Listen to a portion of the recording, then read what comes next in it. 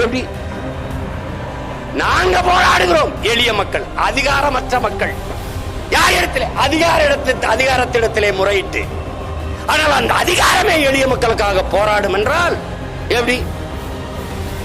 என்னையா இது கால கொடுமையா இருக்க. எங்க ஊர்ல சொல்லுவாங்க, கொடுமைன்னு கோயிலுக்கு போனா அங்க 2 கொடுமை சிங்குன்னு ஆடிக்கிட்டு இருந்துச்சு. நாம இந்த அதிகாரத்துக்கிட்ட முறையிட்டா அதிகாரமே நான் மக்களுக்காக போராடிக்கிட்டு இருக்கேங்க.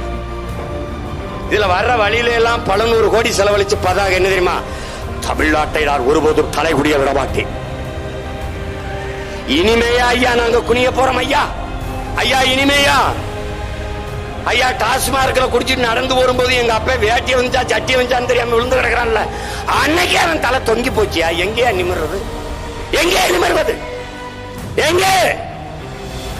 12 என் மீனவனை, எங்கள் ரத்த சொந்தங்களை ஒரே சங்கிலியில் கட்டி சிங்களன் இழுத்து போன காட்சியை பார்த்த அன்னைக்கே தமிழன் தலை தொங்கி போச்சு. மீன்பிடிக்க போன எங்கள் பிள்ளைகளின் தலைமயிரை சிரைத்து மொட்டை அடிக்கும் போது தலை குனிஞ்சு போச்சு.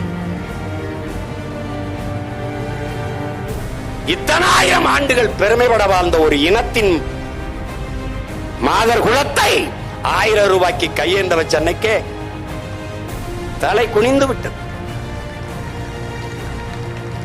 தன்மானத்திற்காக போரிட்டு மாண்ட ஒரு இனம், மரணத்தை விட மானமே பெரிது என்று களத்திலே பாய்ந்து மாண்ட ஒரு இனத்தின் மக்கள்,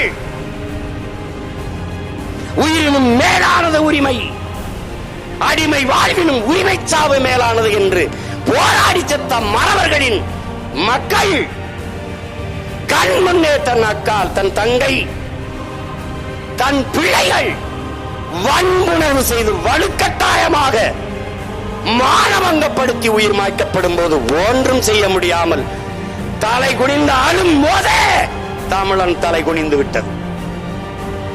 அன்றைக்கு அதிகாரத்தில் இருந்த நீங்கள் அந்த தலைகுனிவை சகித்துக் கொண்டு இதே அதிகார நாற்காலியில் சுகமாக உட்கார்ந்திருந்தீர்கள். லட்சக்கணக்காக இன மக்கள் கொன்றொழிக்கப்பட்டார்கள். பிஞ்சு குழந்தைகள் குடல் சரிஞ்சு செத்தார்கள். கர்ப்பிணி பெண்கள், வயது முதிர்ந்தவர்கள் 2 ஆண்டுகள் எந்த ஊடக தொடர்பும் இல்லாமல், மின் தொடர்பும் இல்லாமல் சுற்றி வளைத்து இலங்கை ராணுவம் எங்களை கொண்டு குவித்தது. வேடிக்கை பார்த்து நீங்க நின்ற இடத்தில் தமிழனின் தலை மட்டுமல்ல தன்மானமும் குனிந்து விட்டது.